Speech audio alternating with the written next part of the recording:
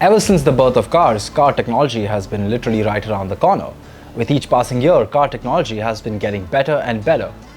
Though it's here to help us, sometimes some tech can feel like it's two steps back and one step forward. Well, today I'm here to make a list of such car tech that I think most of you car owners and drivers can find quite annoying. I know that they grind my gears for sure. So here's some, just to mention a few, and if you've got a few more, list them down in the comment section below. So for starters, let's start with the first offender on our list is Lane Keep Assist. Well, now Lane Keep Assist on paper seems like a very handy feature and can be quite a lifesaver, especially for you drowsy drivers. But in reality, let's see. When the roads aren't marked well enough, Lane Keep Assist is practically useless. When the roads are completely wet and the weather is shit, Lane Keep Assist is practically useless. And if you've got one of those people from North India that like to make reels of themselves sitting back and enjoying ADAS and enjoying Lane Keep Assist while they sit and twiddle with their girlfriend's toes and whatnot, well, that's where you kind of feel like, I wish Lane Keep Assist wasn't around. It's one of those technologies that's quite helpful, but I think it's a bit too soon. I think our infrastructure has a long way to go before Lane Keep Assist can be a reliable feature. Now, number 2 on our list is a bit more aesthetic than it is mechanical or helpful anyway. And don't you dare argue with me that this has something to do with aerodynamics, but pop-out door handles. Now, pop-out door handles something that seemed quite cool initially, but now you tend to see them on almost every vehicle, going all the way from Teslas, Aston Martin, Range Rovers, even the Hyundai Ioniq for that matter. And in certain cases, they can be quite cool.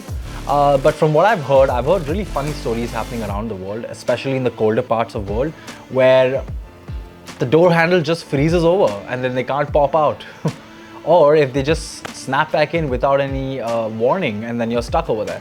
So I think as cool as pop-out door handles can be, I think at this moment they're a bit of a gimmick. And especially don't even get me started on what you do if your pop-out door handle stops working, right? What do?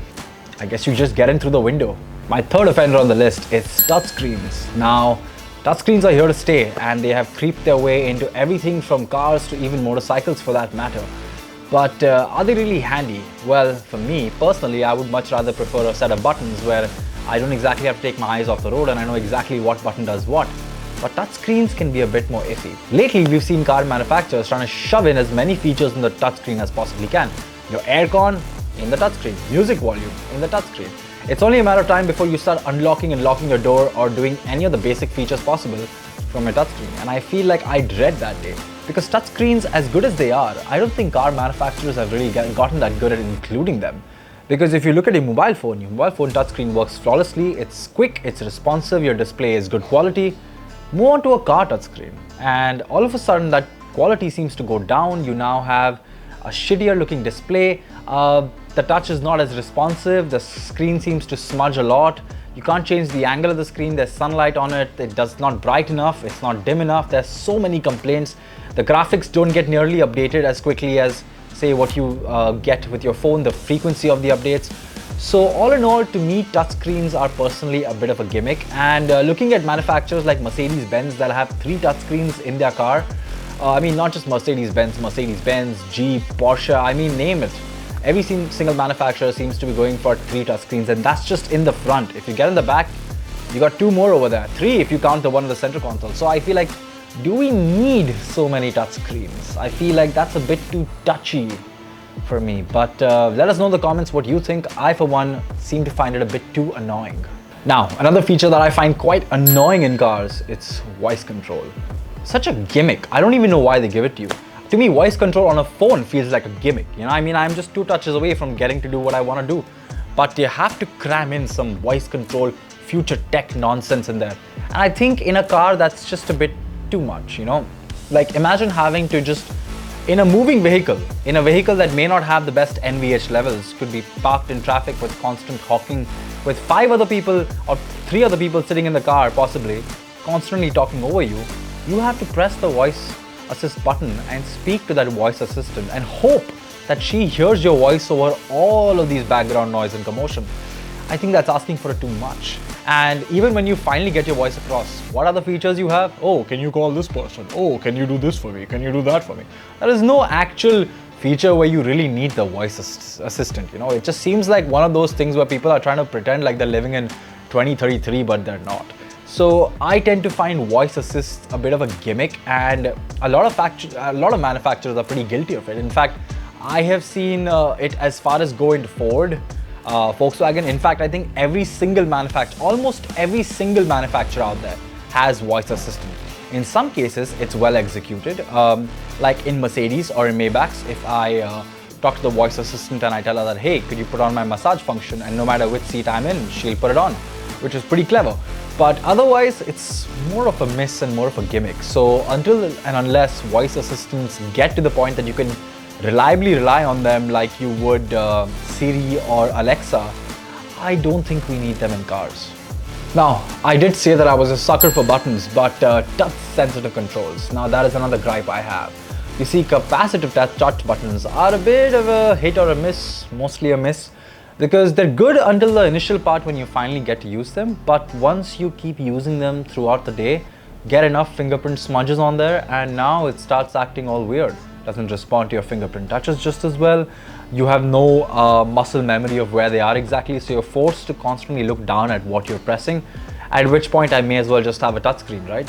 So capacitive buttons, they're kind of futuristic, but they're a bit of a miss. Here's the next thing that I find annoying. Well, here's a bit of context. The year is 2023. You have sensors all around your car. You've got a 360-degree surround camera. You've got cameras on almost every corner of your car. You've got the kind of software that allows you to look at the top of your car, look at the bottom of your car, the side of your car, the inside of your car, anything.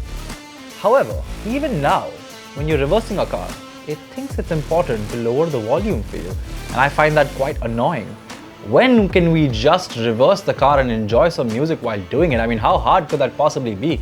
We've had cars that basically reverse and park themselves at this point, and we still can't overcome one of those things? It's like one of those things that someone wished that I wish we could play videos on YouTube while locking our screen. Took a while, but YouTube eventually came around, and maybe this could be something we're waiting for. Fingers crossed. And here's for the final one that I find most annoying. Step into a car you've never been in before, and what are you greeted by? You're greeted by a bunch of beeps and bongs and bings and all these kind of warning sounds coming from your car. And it comes to a point where I wonder, when will manufacturers stop treating us like children? When will they stop babying us? Every time you don't put your seatbelt, it just keeps going beep, beep, beep, beep in the background, like as if I'm not aware I'm not wearing a seatbelt. Every time you leave the window slightly open when you're closing the door, every time the lights are on, everything for tiny little things. Your car has, 100 different beeps and bongs. And I think that can be quite annoying. I wish manufacturers allowed you to tune and turn on or turn off these beeps and bongs, because I think it's my car, should be my choice. I should be choosing what I'm warned for and what I don't want warnings for. I'm not saying you shouldn't wear your seatbelt. I just don't think it's important to treat your passenger like a child. I mean, they are operating heavy machinery after all. It is a vehicle, so they're skilled enough to be at the back of the wheel. I think they know better than to not put on their seatbelt. And I think one warning is good enough. Some manufacturers are polite enough to do that, like Volvo for that matter. Can you imagine Volvo, a car that's fixated on safety, will allow you to drive without a seatbelt and just give you a gentle warning. Be like, beep, you're not wearing your seatbelt, and if you continue for a while, it'll just go like beep, beep, again, that's it. Whereas I think most of the cars just non-stop keep beeping and beeping and beeping and beeping. I think that's somewhere Volvo realizes that their customers need to have a more luxurious experience. If you're gonna have a whole bunch of beeps and bongs, at least let me choose what those beeps and bongs sound like, or how loud I want them to. Because as soon as I want to get into the car, the last thing I want to hear is a bunch of beeps and bongs. Alright, so these are a few of the things that I could think of that I find quite annoying. If there are any more things that you find annoying inside a car, please do mention them in the comment section below. So if you like what you saw, please let us know in the comment section below. If there's any feature you agree with, let us know. If there's something that you think we should have mentioned, do let us know in the comment section below. This is Gavin Rodriguez, and stick around to the next video.